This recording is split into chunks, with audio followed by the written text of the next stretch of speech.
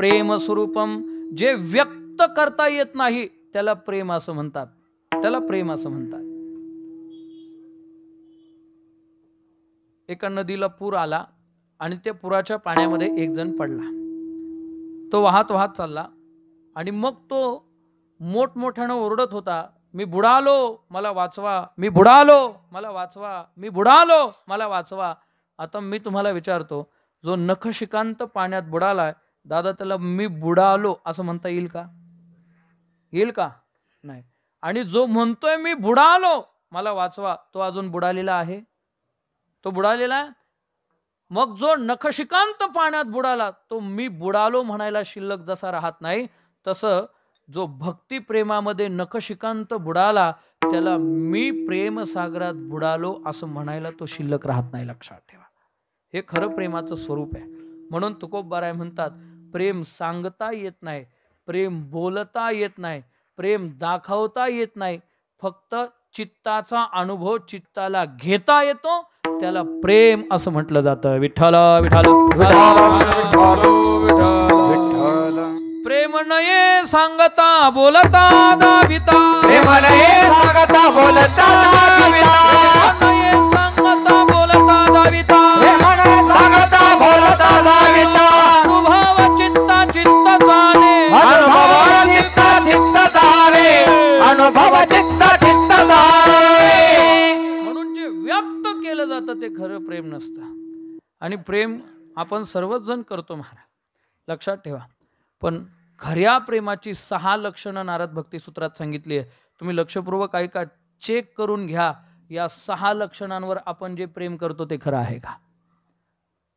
संसारातलं कुठलंच प्रेम, न पती पत्नीचं प्रेम या 6 लक्षणांमध्ये बसतं, न पिता पुत्राचं प्रेम या 6 लक्षणांमध्ये बसतं, न मित्र मित्राचं प्रेम या 6 लक्षणांमध्ये बसतं.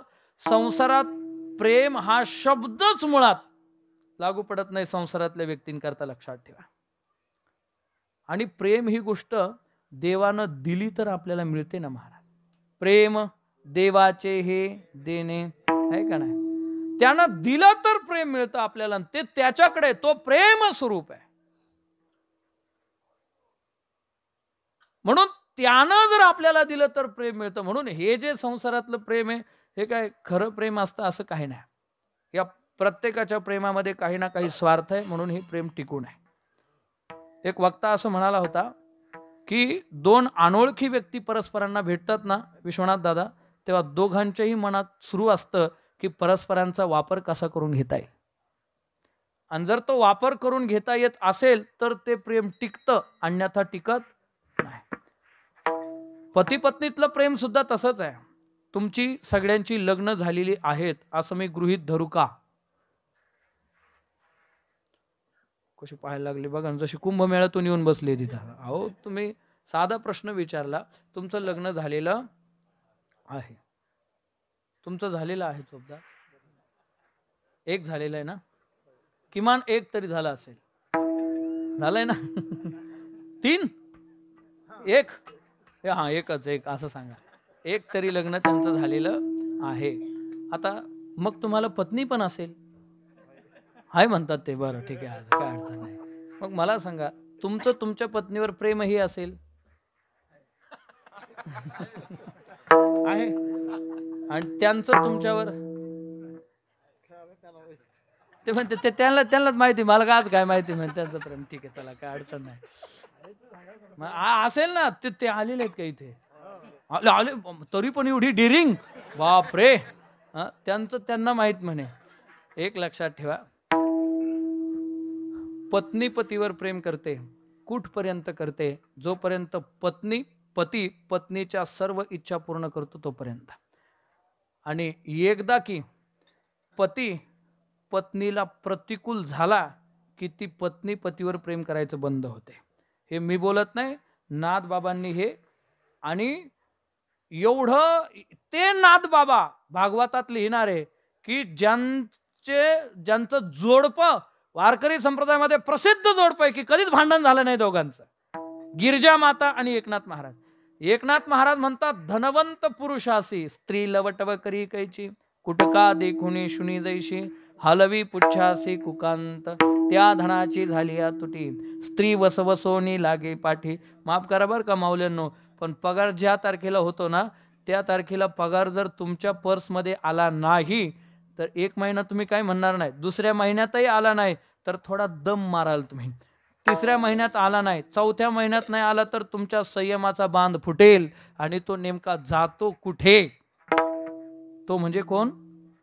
पगार. पगार हा पगार जातो कुठे म्हणून तुम्ही सर्च माराल गुगलवर, कुठे जातो हा, कुठे जातो आणि माझ्याकडे का येत नाही. आणि मग तुमचं वर्तन तुमच्या पतीविषयी वागण्याचं कसं असेल मला सांगा बरं. बदलतं की नाही?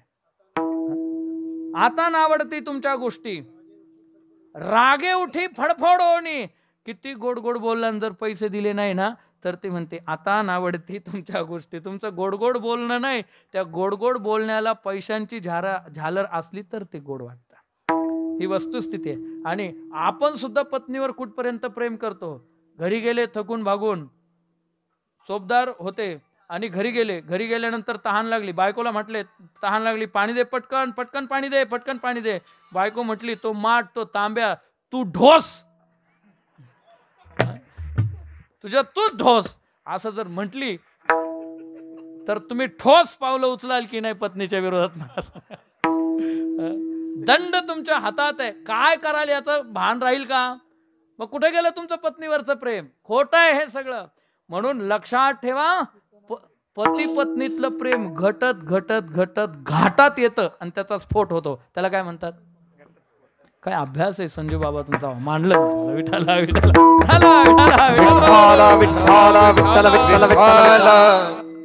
खरं असतं का? नाही. म्हणून गुणरहितम, ज्या प्रेमामध्ये, लक्षपूर्वक ऐका, ज्या प्रेमामध्ये गुणाचा विचार केला जातो ते खरं प्रेम नसतं.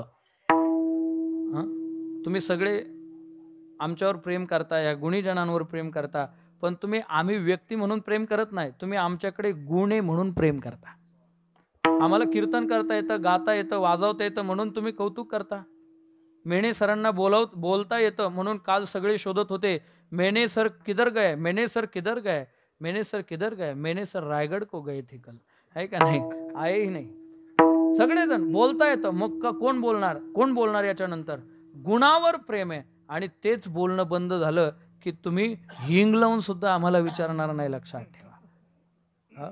आणि आम्ही सुद्धा इथं येतो, कीर्तन करतो, तुम्हाला काय वाटतं आमचं तुमच्यावर प्रेम आहे?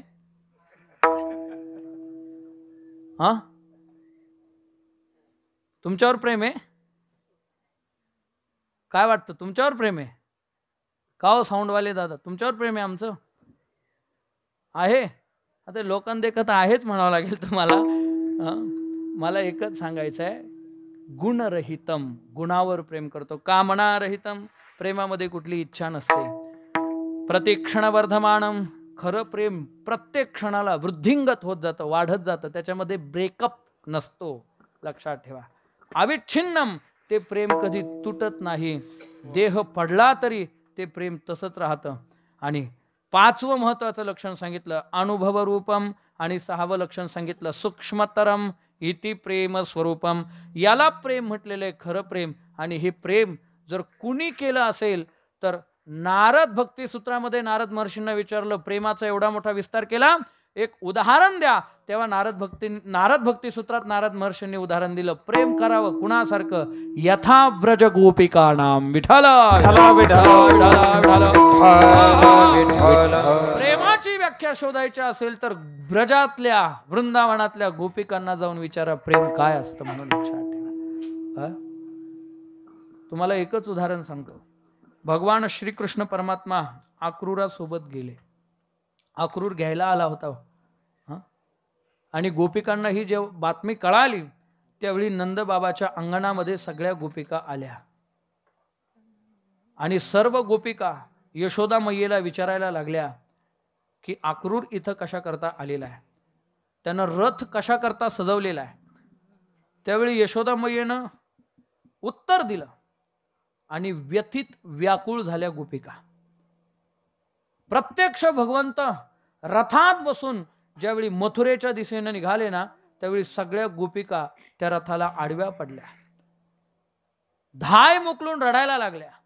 त्यांच्या डोळ्यातून ज्या अश्रूच्या धारा आल्या त्या अश्रूंच्या धारांनी सगळी गोकुळातली धरणी भिजली.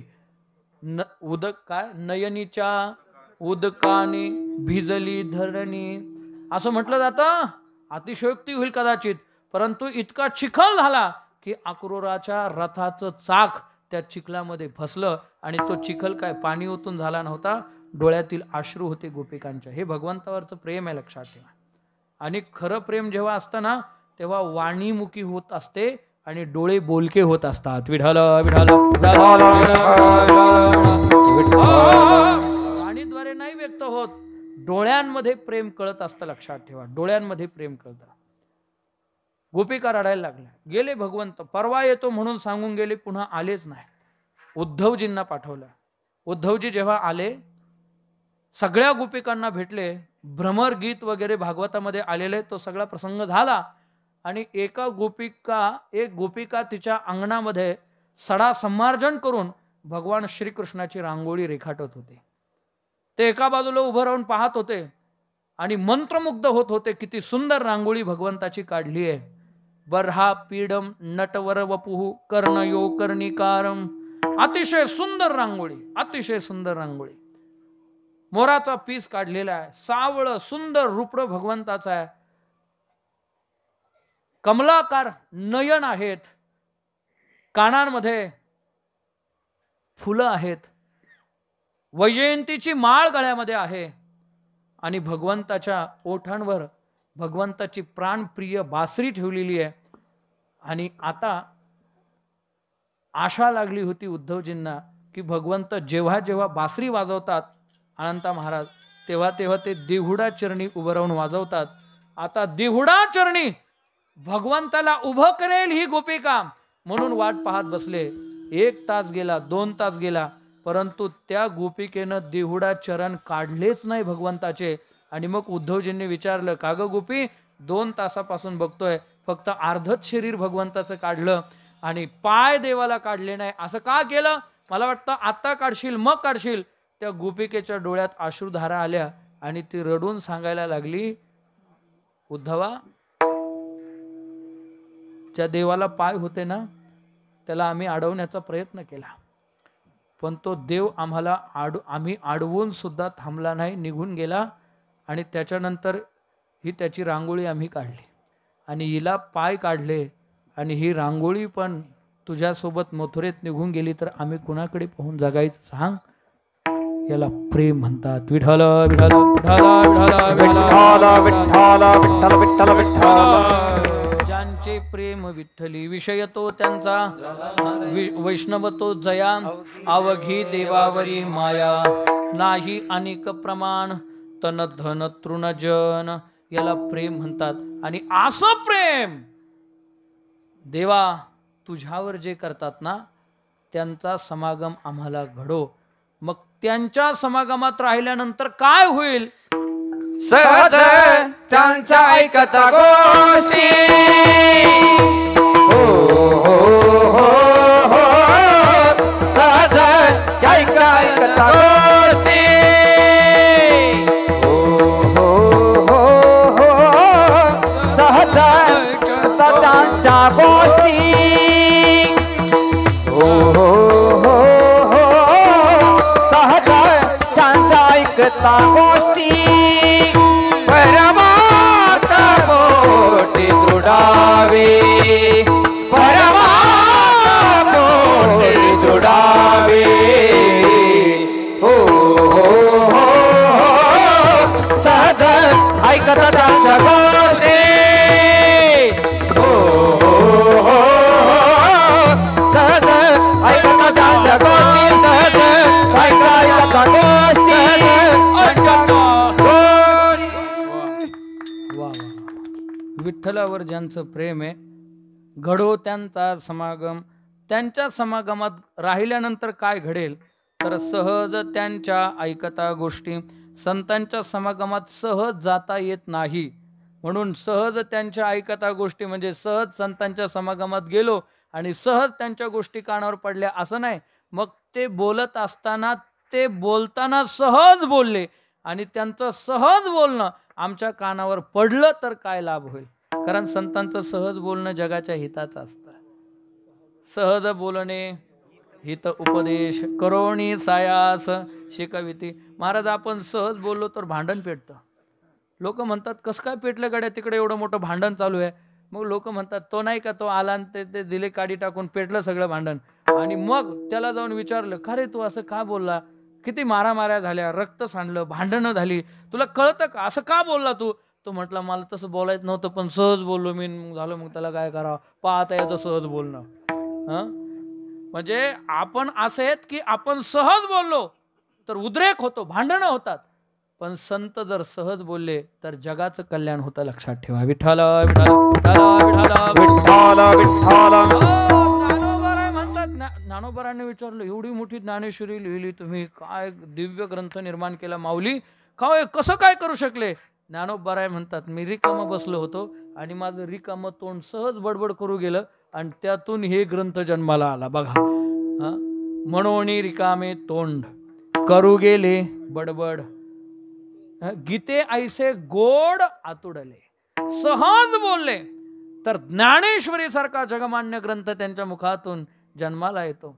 जगद्गुरु तुकोबाराय सहज बोलले तर त्यांच्या सहज बोलण्यातून गाथा जन्माला येते. आद्य गुरु शंकराचार्य सहज बोलले तर पद्मपादाचार्य निर्माण होतात आणि पद्मपादाचार्य सगळ्या शिष्यांना पाठ सांगू शकतात. नाथ बाबा सहज बोलले गावबाला, पोळ्या खायला आला ना, पण आता उर्वरित रामायण तू पूर्ण करायचंस. आणि तो बसतो आणि संतांचे सहज शब्द ऐकून भावार्थ रामायणाचा उत्तरार्ध पूर्ण करतो. ही संतांच्या शब्दातली ताकद आहे. लक्षात ठेवा. आपण जे बोलतो आपलं बोलणं अनुभव सिद्ध नसतं, दोषानं विटाळलेली वाणी आपली. विठ्ठल म्हणून आपण कोणाला आशीर्वाद दिला तोही लागू पडत नाही आणि कोणाला शाप दिला तोही लागू पडत नाही. लोक म्हणतात कावळ्याच्या शापाने का गाय मरते का. आहे का ताकद. जिव्हा दग्धा परान्नेन, पर अन्न खाऊन जिव्हा दग्ध झाली. हस्तो दग्धो प्रतिग्रहात असं म्हटलेलं आहे. सारखा असा हात ठेवून हातातही ताकद राहिली नाही आपल्या. बरोबर ना. कायम असा मग कुणाला आपण असं फोटो पुरताच फक्त हात करा, त्याचा इफेक्ट काय होणार नाही. लक्षात ठेवा समाजावर. साधू संतांनी असा काय ताकद आहे महाराज निवृत्तीनाथांच्या हातामध्ये, की असं वर्णन केलेलं आहे की हे आसो हा दिठीवा जयावरी झळके, की हा पद्म करू माथा परोके. तो जीवाची परी तुके महेशेसी. जीवाला शिव बनवण्याची ताकद संतांच्या हातामध्ये आहे. पण आमचे कायम हात असे असल्यामुळे लाटे महाराज, मला सांगा काय ताकद राहील बरं असे. आणि हाताच्या नादी लागले पुन्हा. विठ्ठल विठ्ठल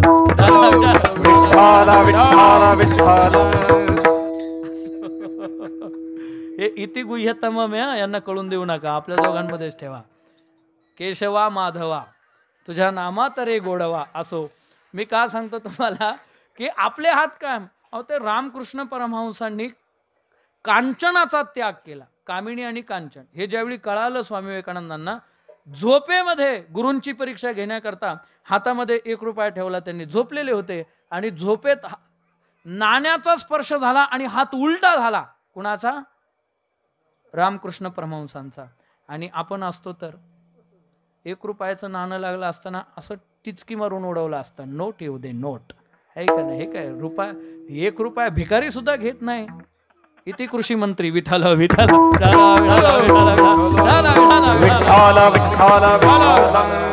काही झालं तरी ते आमच्या सिन्नरचे आहेत. लक्षात ठेवा. फार बोलू नका. पहिल्यांदाच झाले मंत्री, थोडंफार होत असेल काहीतरी असं. म्हणून 1 रुपया कोणी घेत नाही. आणि तुम्ही खुशाल असं करता, जरा मोठा बंडल येऊ द्या. बंडल म्हणजे आमचा पैशाचा खळखळ आवाज ऐकला ना, खिशातला हात बाहेर निघेल. आणि मग त्या हातात ताकद कशी असेल मला सांगा ना. वाणीत ताकद कशी असेल. म्हणून आपण सहज बोलो नाहीतर प्रयत्नपूर्वक बोलो, काही फरक पडत नाही. पण संत मात्र सहज बोलले तर परमार्थ पोटी दृढावे. विठ्ठला परमार्थ पोटी दृढावे. आपण परमार्थ करतोच, परंतु आपला परमार्थ दृढ नाहीये. लक्षात ठेवा, दृढ नाहीये. काल ज्यांचं कीर्तन ऐकलं ना ते मला म्हणाले की आपलं परमार्थ दृढ नाही. म्हटलं माझा नाही तुमचा असेल ना. ते म्हटले मला किडनी स्टोनचा त्रास झाला आणि सगळ्यांना शिकवताना मी सांगतो देह नव्हे मी हे सरे उरणाहुरी विठ्ठल अहम ब्रह्मास्मी मी वासुदेव तत्वता आत्मा आहे मी आत्मा आहे आत्मा अमर आहे नैनम छिंदंती शस्त्राणी नैनम दहती पावकः. आणि ज्यावेळी हॉस्पिटलमध्ये ॲडमिट केलं त्या ऑपरेशनसाठी किडनी स्टोनच्या त्यावेळी मला कळालं फक्त आपण म्हणतो की देह नव्हे मी हे सरे पण ज्यावेळी वेदना व्हायला सुरुवात होतात ना त्यावेळी आत्म्याचा विचार येत नाही. सगळं लक्ष देहावर केंद्रित होतं. याचा अर्थ आपला परमार्थ दृढ नाही. विठ्ठल विठ्ठल विठ्ठल विठ्ठल विठ्ठल विठ्ठल. दृढ परमार्थ कुणाचा आहे? महाराज आपला इतका दृढ परमार्थ आहे. डॉक्टरनी सांगितलं देवावर विश्वास ठेवण्यापेक्षा कोंबडीच्या अंड्यावर विश्वास ठेवा. तर लोकांनी माळी काढून अंड्यावर विश्वास ठेवला. एवढा दृढ परमार्थ आहे आपला.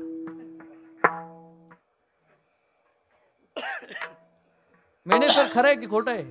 कोरोनाच्या काळात केलं की नाही लोकांनी? आणि पुन्हा तत्कालीन मुख्यमंत्र्यांनी सांगितलं की आता जे जे माळकरी आहे त्यांचे त्यांचे सप्ते बंद आहेत त्याच्यामुळे प्रत्येकाला दरमहा 5-5 हजार दिले जाणार.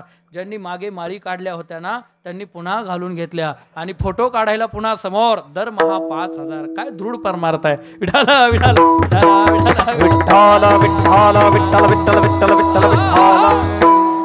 याला दृढ परमार्थ म्हणत नाही. लक्षात ठेवा. देह जावो अथवा राहो पांडुरंगी दृढ भाव. देह गेला काय आणि राहिला काय भगवंतावरील भाव दृढ असला पाहिजे आपला. लक्षात ठेवा. त्याच्यावर विश्वास असला पाहिजे. तुम्हाला एक उदाहरण सांगतो. आणि विश्वास असणं म्हणजे दृढ परमार्थ असणं. आपला विश्वास देवावर नाहीये महाराज. आपला विश्वास लक्ष्मीवर आहे. नारायणावर विश्वास नाही आपला. हे खरं आहे की खोटं आहे? आपण लक्ष्मी प्राप्ती करता धडपडतो की नारायणाच्या प्राप्ती करता धडपडतो? अरे तुम्ही नारायण आपला असा केला की लक्ष्मी बरोबर त्याच्यासोबत असतेच ना. किती विश्वास आहे आपला नारायणावर महाराज? हे फक्त आपण म्हणतोय की आम्ही परमार्थिकेत चाललंय चाललंय चाललंय चाललंय परंतु प्रत्येकाचं मन प्रत्येकाला साक्षी आहे. लक्षात. आपण खरोखर आपला दृढ परमार्थ आहे का? विठ्ठल विठ्ठल विठ्ठल विठ्ठल विठ्ठल. पहिल्या दिवशीच्या कीर्तनकार बोलल्या ना कीर्तन हे हसवण्याचं माध्यम नाहीये आणि कीर्तन हे रडवण्याचंही माध्यम नाहीये. ज्यावेळी हसण्याची आणि रडण्याची वेळ जीवनामध्ये येईल त्यावेळी स्थितप्रज्ञ कसं राहावं हे शिकवण्याचं माध्यम म्हणजे कीर्तन हे. लक्षात ठेवा. हेच गीता म्हणजे गीतेतलंच त्यांनी सांगितलं असावं. स्थितप्रज्ञस्य का भाषा समाधिस्तस्य केशव. त्यावेळी दृढ पारमार्थिक जो असतो ना तो काय करतो? दुःखेष्वण मना सुखेषु विगत स्पृहा. दुःखानं उद्विग्न होत नाही आणि सुखानं हुरळून जात नाही. सुख दुःख समान सकळ जीवांचा कृपा. समजावं याचा परमार्थ दृढ झालाय. एखाद्याकडून मान मिळाला त्या मानानंही जो हुरळून जात नाही आणि एखाद्याकडून अपमान झाला तर अपमानानंही तो रागावत नाही. समजावं याचा परमार्थ दृढ झालाय. मान अपमान गोवे अवघे गुंडोनी ठेवावे हेची देवाचे दर्शन. विठ्ठल विठ्ठल विठ्ठल विठ्ठल विठ्ठल विठ्ठल. आणि असा परमार्थ दृढ करायचा असेल तर काय करावं लागेल? सहज त्यांच्या ऐकता गोष्टी परमार्थ पोटी दृढावे. मग अजून काय होतं? अनुतापासी ऊनी वगडे चढे चढे अनुतापासी ऊनी चढे हो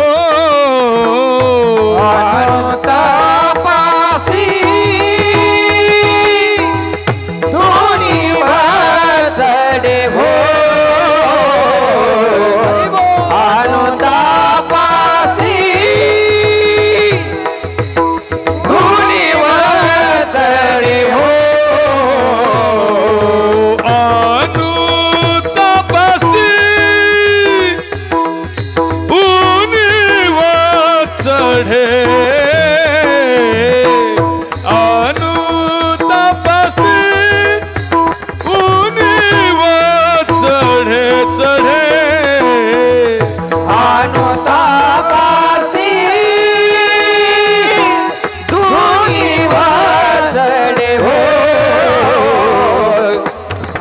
अनुतापासी धुनीव चढे अनुतापासी उनिवा चढे वैराग्य वाढे चढावडी अनुतापासी उनिवा चढे वैराग्य वाढे चढावडी सहज त्यांच्या ऐकता गोष्टी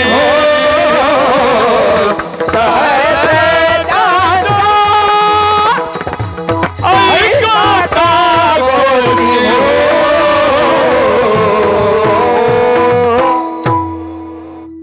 शेवटी शिंदेशाही चाल आपल्याला ऐकायला भेटली आहे का नाही. शिंदे महाराजांच्या मुखातून महाराज म्हणतात अनुतापासी दुनीव चढे. दुनीव म्हणजे दुप्पट. अनुताप दुपटीनं वाढतो आणि वैराग्य वाढ हे चढोवडी. वैराग्य चढोवडी वाढत जातं. कशामुळे? सहज त्यांच्या ऐकता गोष्टी. अनुतापासी दुनीव चढे. परमार्थामध्ये अनुताप हे सगळ्यात मोठं तीर्थ सांगितलेलं आहे. केशव महाराज प्रयागराजपेक्षा मोठं तीर्थ अनुताप आहे. विठ्ठल विठ्ठल विठ्ठल विठ्ठल विठ्ठल विठ्ठल खरो बरोबर आहे ना बाबा. आपिचेत सुदुराचारो भजन्ते मामनन्य भाग साधुरेव समंतव्य सम्यक व्यवसितो हि सहा असं वर्णन केलं. दुष्कृती जरी झाला अनुताप तीर्थी न्हाला नावो निमज आतू आला सर्व भावे. ज्ञानोबाराय म्हणतात दुष्कृती जरी असेल पण अनुताप नावाच्या तीर्थामध्ये स्नान केलं. वाल्ह्या कोळ्यानं प्रयागमध्ये स्नान केलं की अनुताप नावाच्या तीर्थामध्ये स्नान केलं. बोला. हा तुको नाटाचा अभंग ना नाये अनुताप पांघरे दिशा स्वेद निघुदे अवघी आशा होशील मग आधी होताची तैसा तुका म्हणे दशा भोगी वैराग्य असं वर्णन आहे. म्हणून वाल्ह्या कोळ्यानं कुठल्याच गंगेत गेला नाही तो स्नानाला. आपल्याला जायचंय पण वाल्ह्या कोळ्यानं सगळ्यात महत्वाचं स्नान जर कोणतं केलं असेल तर अनुताप नावाच्या तीर्थामध्ये स्नान केलं आणि त्या वाल्याचा वाल्मिक ऋषी झाला. लक्षात ठेवा. रामनामाची तर ताकद होतीच परंतु मी जे करतोय ते पाप आहे हे पहिलं मान्य व्हायला पाहिजे आपल्याला. बऱ्याच लोकांना वाटत नाही मी पाप करतो. नाही वाटत. मी चुकीचं वागतो हे त्यांना मान्यच नाही. आणि जोपर्यंत मान्य होत नाही तोपर्यंत अनुताप होत नाही. विठ्ठल विठ्ठल विठ्ठल. सकाळीच तुकोबारांचे एक अभंग वाचण्यामध्ये गेला. अनुतापे दोष जाय न लागता निमिष. काय शब्द आहे. छोटे छोटे कडवे तुकोबारांचे पण अर्थ इतका गहन आहे. तुकोबाराय म्हणतात अनुतापे दोष जाय न लागता निमिष. अनुताप जर झाला पश्चाताप जर झाला तर कसाही दोषी असू द्या त्याचे दोष क्षणार्धात नष्ट होतात. फक्त इतका त्यांनी प्रत्येक गोष्टीला नियम असतात ना. मग या अनुताप तीर्थामध्ये स्नान करण्याचा पहिला नियम आहे आणि शेवटचा नियम आहे की तुम्ही ज्या पापामुळे अनुताप तीर्थामध्ये स्नान केलं ते पाप आयुष्यात पुन्हा कधीच करायचं नाही. नाहीतर मला घरी एक जण खूप पिऊन गेला. सकाळी सकाळी बायकोने असा ठेसला इतका मारला तुम्हाला सांगतो बायकोनी. आणि त्याला इतका पश्चाताप झाला. तो सप्त्यात आला माळ घातली. मला अनुताप झाला म्हणे अजिबात मी पिणार नाही अजिबात पिणार नाही. 4-5 दिवस सप्ताह संपेपर्यंत थांबला. काल्याचा प्रसाद आणि तीर्थ सोबतच घरी घेऊन गेला.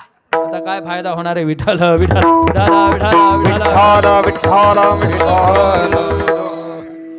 असा अनुताप काय फायद्याचा काय कामाचा. अनुताप त्याला अनु शब्दाचा अर्थ होतो नंतर आणि ताप म्हणजे दुःख. बरोबर ना.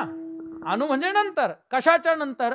आपण दोष केल्याच्या नंतर आपल्याला पश्चाताप व्हायला पाहिजे. पश्चाताप होणार खूप मोठं. म्हणून चिरंजीव पद पावावयासी. चिरंजीव पद प्राप्त करून घ्यायचं असेल तर येथे मुख्य पाहिजे अनुताप. त्या अनुतापाचे कैचे रूप. नित्य मृत्यू लागला समीप. नाथबाबांना विचारा चिरंजीव पदामध्ये अनुतापाचा प्रकार. म्हणून मला माहित आहे माझ्या सहित आपण सगळे काय कुणीही सज्जन नाहीये. कालच प्रमाण झालं. संत ओळखायचे असतील तर तुका म्हणे तैसा सज्जनापासोनी पाहता अवगुण दिसेची ना. पण मेने सर आपण सगळे माणसं आहेत ना. आपल्याकडून कदाचित काही चुका घडू शकतात. या जगामध्ये कुणीच असा परिपूर्ण नाहीये की माझ्याकडून मी निष्कलंक आहे म्हणून. प्रत्येक जण कुठेतरी चुकतो. प्रत्येक दिव्याखाली अंधार आहे. लक्षात ठेवा. जगाला प्रकाश देणारे दिवे सुद्धा त्यांच्या खालचं अंधकार नष्ट करू शकत नाही. त्यांच्या खाली सुद्धा अंधार आहे.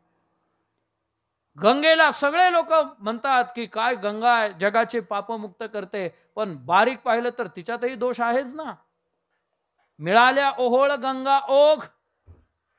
जगद्गुरु तुकोबाराय सांगतात गंधर्व अग्नी सोम. सोम म्हणजे चंद्र. लोक चतुर्थीला पूजा करतात.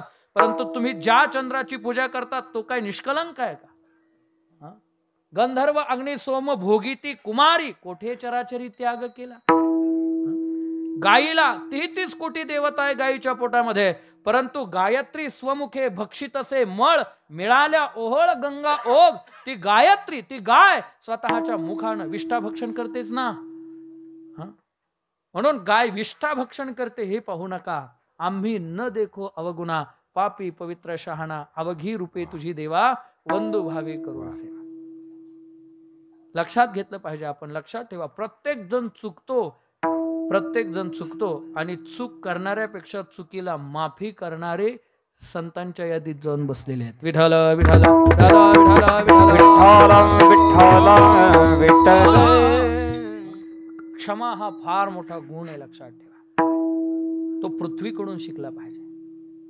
देवीची क्षमे लागी पृथ्वीसी पवाडू अंगी. ज्ञानोबारांनी सांगितलं क्षमा शस्त्र जया नराची हती. दुष्टतया प्रती काय करी. पाकिस्तान म्हणतं आमच्याकडे आमका बॉम्ब आहे. युक्रेन म्हणतं रशिया म्हणतं आमच्याकडे असे शस्त्र आहेत असे अस्त्र आहेत. तुकाराम महाराज म्हणतात हे जगाचा विध्वंस करणारे सगळे शस्त्रास्त्र गुंडाळून बाजूला ठेवा. या जगाला सुखानं नांदण्याकरता माझ्याकडे एक शस्त्र आहे ते मी तुम्हाला देतो त्याचा वापर करा. विचारलं कोणतं शस्त्र आहे तुकोबाराय. तुकोबाराय म्हणतात माझ्याकडे क्षमा नावाचं शस्त्र आहे. क्षमा शस्त्र जया नराची हती. दुष्ट काय करतील दुष्ट महाराज. महात्मा गांधींच्या पाठीमागे एक जण चाकू घेऊन लागला. ते पुढे चालले हा मागून आला आणि अचानक महात्मा गांधी पाठीमागे फिरले आणि तो समोरून आला. तो चाकू खुपसणार त्यांच्या पोटात. तेवढ्यात त्यांनी स्मित हास्य केला. संपला राग. तो चाकू घेतला महात्मा गांधींच्या हातात आदळला आणि तिथून निघून गेला. पुन्हा भेटलाच नाही महात्मा गांधींना. काय करणार आहे. आणि आम्ही आरे म्हटलो की कारे म्हणतो. या सप्ताहाची फलश्रुती हीच आहे. काला भक्षण करत असताना एकट्यानं खाऊ नका. ज्याच्याशी वाजलेलं आहे ना तुमचं 2-3 वर्षापासून 6 महिन्यापासून त्याच्याकडे जा. त्याला काल्याचा प्रसाद त्याच्या मुखामध्ये भरवा. एकमे खा देवमुखी सुखे घालू उंबरी. त्याला म्हणावं बाबा आपला वाद संपला. किती दिवस जगायचंय आपल्याला. आपण सगळे देहदृष्टीनं भिन्न भिन्न असलो तर आत्मदृष्टीनं मात्र आपण एकच आहोत. माझ्यात जो आत्मा आहे तोच तुझ्यात आहे. तुझ्यात जो आहे तोच माझ्यात आहे. आपण सगळे एकच आहोत. म्हणून त्याच्या मुखामध्ये काल्याचा प्रसाद भरवला ना तर आमच्या काकांनी केलेला सगळा खर्च वसूल झाला म्हणून समजा. लक्षात खरं सांगतो. काला शब्दाचा अर्थच असा आहे ना 2 भिन्न पदार्थांचं एकत्रीकरण. मग दोन विचारांची लोक एकत्रित यावी. 2 जातीची लोक एकत्रित यावी. 2 धर्माची लोक एकत्रित यावी. 2 प्रांताची लोक एकत्रित यावी. आणि सगळ्यांमध्ये एकत्रीकरण होऊन हे संपूर्ण विश्व सुखानं आनंदानं नांदावं ही कन्सेप्ट वारकरी संप्रदायाची. लक्षात ठेवा. आणि म्हणून नोत्पाद यद्यती रतिम श्रम एव ही केवलम. भागवत सांगतं जर शेजारी बसलेल्या व्यक्तीविषयी प्रेम उत्पन्न होत नसेल तर waste of money and waste of time दोनही गोष्टींचा अपव्यय आहे. बरोबर ना. तेच सांगितलं ना. खरा तो जगाला प्रेम अर्पा. प्रेम करायला शिकणं म्हणजे परमार्थ आहे. आणि म्हणून अनुताप झाला पाहिजे. आईसा अनुताप चित्ती वाहता मग वैराग्य ये तयाच्या हाता. ही एक एक पायरी आहे बाबा. परमार्थ पोटी दृढावेल, त्यानंतर अनुताप होईल, आणि अनुतापाच्या नंतर चुकत सगळेच असतात हो, पण प्रत्येकाच्या चुका थोड्या पाहायच्या असतात. चुकलं की न्यूनगंड मनात बाळगू नका की आम्ही, काही काही लोक म्हणतात अहो आम्ही एवढं वाईट वागलो, आम्ही कसं काय माळ घालू, काय आम्ही ते माळीची इज्जत ठेवली पाहिजे. प्रामाणिक हेतू असतो त्यांचा. आम्ही खूप पाप केलो, नको नको, ते तुम्ही फार सन्मान देता, वरती बसायला नेता, लोक पाया पडता, हे नको, पापी आम्ही, नको. पण लक्षात ठेवा, तुकाराम महाराज म्हणतात, तुका म्हणे पूर्व नाठवे श्रीहरी, मूळ जो उच्चारी नरकत्यासी. भगवंत कुणाचं पूर्वीचं पाहत नाही, आता कसे वागता याच्याशी भगवंताला घेणं देणं. लक्षात ठेवा, पाठीमागचं पाहू नका. अनुताप नावाच्या तीर्थामध्ये स्नान करा, आणि मग असा अनुताप केला की वैराग्य वाढे. चढोवडी विठ्ठला विठ्ठला विठ्ठला विठ्ठला विठ्ठला. आता 9:45 वाजले बरं का, थांबतो मी. सरांनी 10 सांगितले होते, पण आता थांबावं लागेल आपल्याला. आता शेवटचं राहिलं ना, आता तेवढं 1-2 तासात फक्त तेवढं आपण उरकून घेऊ आणि मग थांबू. विठ्ठला विठ्ठला. वैराग्य कशाला म्हणतात? वैराग्य आणि वैताग हे 2 वेगवेगळे शब्द आहेत, लक्षात ठेवा. एक जण मला कुंभमेळ्यातून फोन आला, मी कुंभमेळ्यात या. म्हटलं कशाला गेला तिकडं कुंभमेळ्याला तू? तो म्हटला नाही मी साधू झालोय म्हणे आता.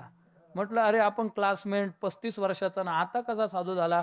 म्हणे महाराज तुम्ही भाग्यवाने, 25शीत तुमचं लग्न झालं, मी 20 वर्षाचा असल्यापासून पुरी पाहत होतो, 35चा झालो तरी कुणीच दिली नाही. मग काय करावं आता, कुंभमेळ्यात सहभागी होऊन गेलो मी. तर नाईलाज आहे शेवटची. याला वैराग्य नाही वैताग म्हणतात. विठ्ठला तुम्हाला एकच उदाहरण सांगतो वैराग्याच्या संबंधानं. एक माऊलीची ओवी सांगतो आणि पुढे चालतो. हा तुम्ही सांगतात ती सांगतो. बरं ठीक आहे. उठिले वैराग्य जेने, हात त्रिवर्गू ऐसेने सांडणे, जैसे वमोनिया सुने आताची गेले. काय बोलले माऊली? ऐका, कुत्र्याला तुम्ही जर खीर खाऊ घातली ना, दुधाची खीर, त्याला पचत नाही. मग ते काय करतं? ते वमन करतं. वमन कळालं का? अजून विस्कटून सांगू काय करू? वमन कळतं ना, वक्त, ते वक्त. हा संजू बाबा उलटी करतं ते. आणि नुकतीच माफी मागून बोलतो बरं का, आता हे माऊलींचे शब्द आहेत, पण मी जशाच तसे सांगण्याचा प्रयत्न करतो. माऊली म्हणतात एखादा कुत्रा नुकताच ओकारी करून गेलेला आहे आणि त्या ओकारीतून गरम गरम वाफा बाहेर पडतायत. किती लोकांना वाटेल 1-1 चमचा प्रसाद घ्यावा म्हणून? मला सांगा, काय वाटलं तुम्हाला? काय वाटलं खरं सांगा, बोला. काय आलं तुम्हाला? किळस आली की नाही? ज्ञानोबराय म्हणतात नुकतंच कुत्र उलटी करून गेल्यानंतर त्याच्या उलटीकडे बघून जशी किळस येते ना, तशी किळस विषय भोगांविषयी ज्या दिवशी येईल त्या दिवशी वैराग्य तुमचं चढोवडीनं वाढायला लागलं. विठाला विठाला विठाला विठाला विठाला. ऐहिकीचे का स्वर्गीचे भोग पायिक झाली इच्छेचे, परिते भोगावे हे न रुचे मना माझी. चढोवडी वैराग्य वाढे. आणि अजून काय वाढे?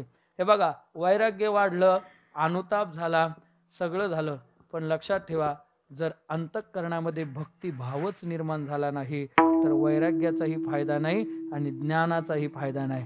म्हणून पुढे भक्तीने धरिले, मागे ज्ञान वैराग्य धर्म येते. स्थिर केली जी अचपळे होती.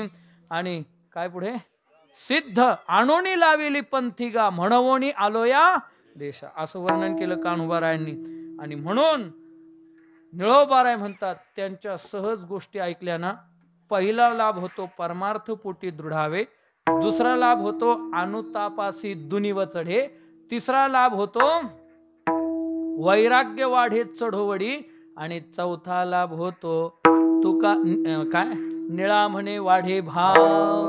निळा म्हणे वाढे, केशव महाराज, निळा म्हणे वाढे भाव, तो भाव नाही. विठाला विठाला विठ्ठला विठ्ठला, तो भाव नाही. मग कोणता? प्रेम भाव, भक्ती भाव त्यांच्याविषयी. ब्राह्मण दुखी दारिद्र्य पिढीला, सुदाम ब्राह्मण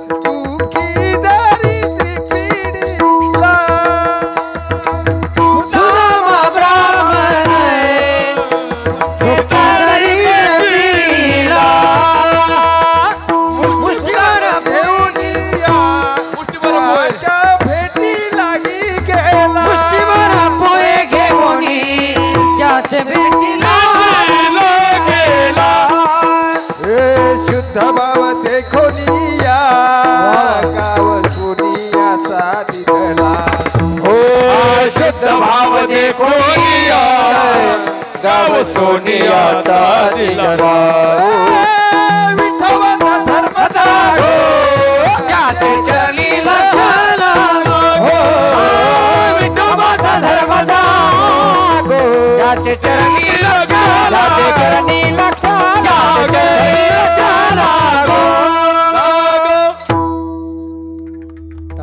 टाळी वाजवा सर्व. महाराज आपल्या बुधावलीचे आपले बाळकृष्ण महाराज येथे एवढं वय झालं पण पांढरे 3च्या टिपला चाली म्हणतायत बघा. आणि याला म्हणतात निळा म्हणे वाढे भाव. लक्षात ठेवा त्यांच्या हृदयातला भाव कीर्तन जसं जसं लांबत चाललं तसा तसा भावही वाढत चालला त्यांच्या अंतःकरणातला. आणि अशा चाली जर शिकायच्या असतील ना तुम्ही हे यांच्याकडून शिकून घ्या. कोकणाशिवाय ह्या चाली तुम्हाला ऐकायला भेटणार नाही. अशा चाली शिकायला कोकणातल्याच दिंडी द्यावं लागेल आपल्याला. विठ्ठला त्यांना सांगायचं होतं की सुदाम्याच्या अंतःकरणातला भाव पाहून भगवंतानं त्याला सोन्याचा गाव दिला. म्हणून तो काय मुष्टी पोहे पाहत नाही. मग काय पाहतो त्या पोह्यांच्या पाठीमागचा मग निस्सीम भाव उल्हासे मज अर्पावयाची निमिसे. ज्ञानोबराय म्हणतात बाकीचे फक्त निमित्त आहे मिस आहेत परंतु त्या वस्तूंपाठीमागचा भाव पाहून भगवंत प्रसन्न जर होत असतील तर तो भाव अंतःकरणामध्ये वृद्धिंगत होणं गरजेचं आहे. आज सगळ्या गोष्टी पण भाव नाही. आपण करतो परमार्थ करतो पण परमार्थात भाव नसेल तर काय फायदा आहे का. एक जण सांगतो एवढं थांबतो. आता तुम्हाला लय भूक लागली मला माहिती आहे. विठाला विठाला एक जण मेला म्हणजे मेला. इकडेच मेला तो वाड्यात. कोणत्या वाड्यात ते नाही सांगणार पण ते वाड्यात मेला. आणि मेल्यानंतर त्याची मुलं म्हणाली की हा एवढा पुण्यवान होता की यानं गावातलं एकही इलेक्शन बिनविरोध होऊ दिलं नाही. गावातले सप्ते नीट चालू दिले नाही. कायम खोडा घालत राहिला आणि हा मेला तर याला काशीला नेऊन जाळल्याशिवाय फायदा नाही. म्हणून त्या दोघांनी विमान केलं आणि थेट काशीला जाळायला नेला. आता शेवटी किती माणसं लागतात तो कमीत कमी सांगा. आपल्याला शेवटच्या क्षणी किती माणसांची गरज आहे. 4 कसे काय 5 लागतात ना. तो पुढे एक पानाड्या असतो ना 4 खांदेकरी हे बी माहित नाही का आपल्याला. काय काय काय ते काय गाथ्यातलं आहे का. तुम्ही पाहत नाही का मरताना लोकांना. का हो संजय बाबा किती लागतात आपल्याला. मग तेवढे तरी चांगले मित्र करून ठेवा. 5 शेवटच्या क्षणी काम येतील. विठ्ठला कमीत कमी तेवढ्या लोकांशी पांडुरंग महाराज चांगलं वागलं पाहिजे म्हणजे ते उचलतील तरी शेवटच्या क्षणी. प्रत्येक हे किती होते तिथं गेलेले त्या काशीला गेलेले किती होते हे 5 कसे काय होते हो. त्याचे 2 मुलं तो किती झाले 3. पण मग त्याला किती अजून कितीची गरज होती. 2 काय ते काय मेलेलं उठल का आता. त्याला उचलायचं होतं. अजून 3घांची गरज आहे. किती 3घांची गरज आहे. काय तुम्ही गणित कच्चं आहे तुमचं. असो किती लागतील अजून 3. मग आता इकडे तिकडे शोधायला लागले. कुठं खांदेकरी शोधायचे कुठे खांदेकरीच मिळेना. आणि मग एका दुकानावर पाटी पाहिले येथे खांदेकरी भाड्याने मिळतील. वा काय एकानं फेसबुकला पोस्ट केली होती मौतीचे भजन योग्य दरात करून मिळेल. विठाला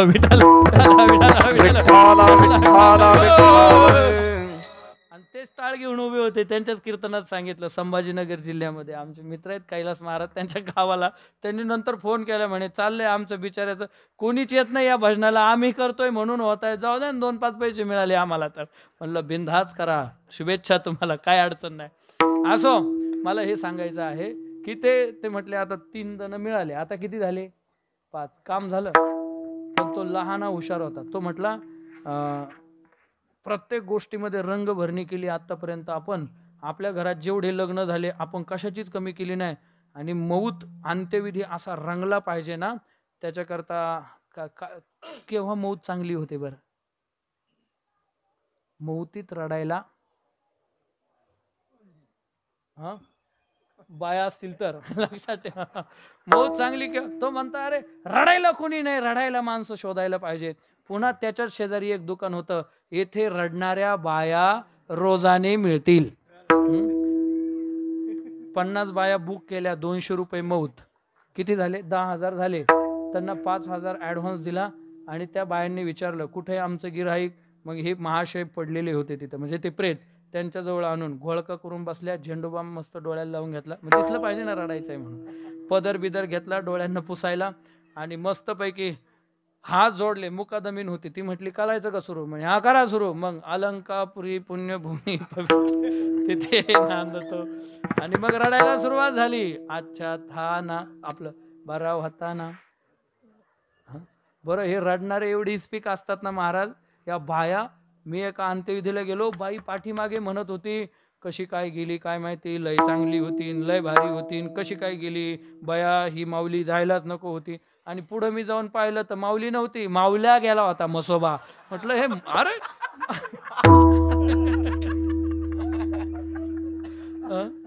तिथं प्रत्यक्ष जाऊन पाहिलं तर पुरुष मेलेला आणि पाठीमागे म्हणते लय चांगली बाई होती. मग तिला म्हटलं का ग बाई पुरुष मेलाय बाई. मग तिनं लगेच बदलून घेतलं. लय चांगला मावल्या होता, कसा काय गेला काय माहिती. माऊली नाही मावल्या होता.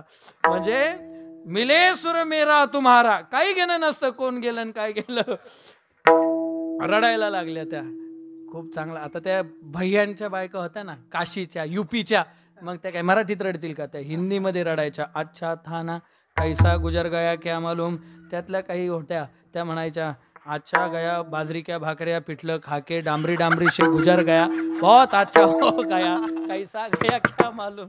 अरे आता मला सांगा, त्या काशीतल्या बाया पण रडत होत्या आणि घरच्या बाया पण रडत होत्या. मी तुम्हाला विचारतो, कोणत्या बाया हृदयापासून रडत होत्या, कोणत्या बाया भावानं रडत होत्या. लक्षात ठेवा, घरच्या बाया त्या व्यक्तीविषयी असलेल्या प्रेमामुळे रडत होत्या आणि तिथल्या बाया 200 रुपयासाठी रडत होत्या. लक्षात ठेवा. किती रुपयासाठी. त्यांना हसू नका, आपलं तसंच आहे. आपण परमार्थ करतो पण तो 200 रुपयाकरता जर असेल तर भगवंत कधी प्रसन्न होणार नाही. आपला डोळा 200 वर नसावा, तो तुम्हाला 20,000 देईल, फक्त डोळा त्याच्यावरच असला पाहिजे, भाव त्याच्यावर असला पाहिजे, तो काही कमी पडू देत नाही. लक्षात ठेवा. आणि निळोबाराय म्हणतात निळा म्हणे वाढे भाव, असा प्रेम भाव अंतःकरणामध्ये वाढतो आणि संचरे स्वानुभव निजांगे.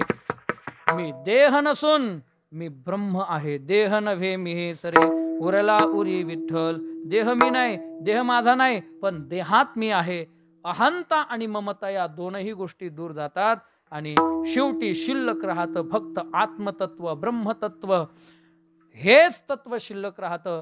आणि असा म्हणजे परमार्थ दृढ होण्यापासून तर मीच ब्रह्म आहे या अनुभूतीपर्यंत, शेवटच्या अनुभूतीपर्यंत पोहोचवलं जातं. साधन काय, सहज त्यांच्या ऐकता गोष्टी, त्यांच्या गोष्टी सहज ऐकल्या तर एवढा लाभ आहे. आणि म्हणून एवढा मोठा लाभ होत असेल तर घडो त्यांचा समागम. आपणही देवाला आज प्रार्थना करूयात, पांडुरंगा आमच्या जीवनामध्ये असा समागम दरवर्षी सरांच्या माध्यमातून घडत राहो. आहे का नाही. काय कीर्तन 3 दिवस ऐकायला मिळाली, वा काय गायन, काय वादन. रोज नवीन नवीन महाराष्ट्रातले दिग्गज गायक वादक सरांच्या प्रेमामुळे येत आले. आणि हे काय पैसे देऊन नाही आलेले, पहिलं तुम्ही लक्षात ठेवा, पैसे देऊन नाही आलेले. हे सर प्रत्येक ठिकाणी जातात, सरांवर प्रेम करणारा एक वर्ग तयार झाला. सर प्रत्येक ठिकाणी हजेरी लावतात. काल महाराजांनी सांगितलं ना, गेठे महाराजांनी इथून तिकडे येतात, सांगत पण नाही मी आज येणार आहे म्हणून. आणि तिथं आल्यावर कळतं की अरे हे कसे काय आले एवढ्याला. ते म्हटले हे किती लांबून येतात, मी इथं आल्यावर कळलं की हे किती लांब आहे म्हणून. विठ्ठल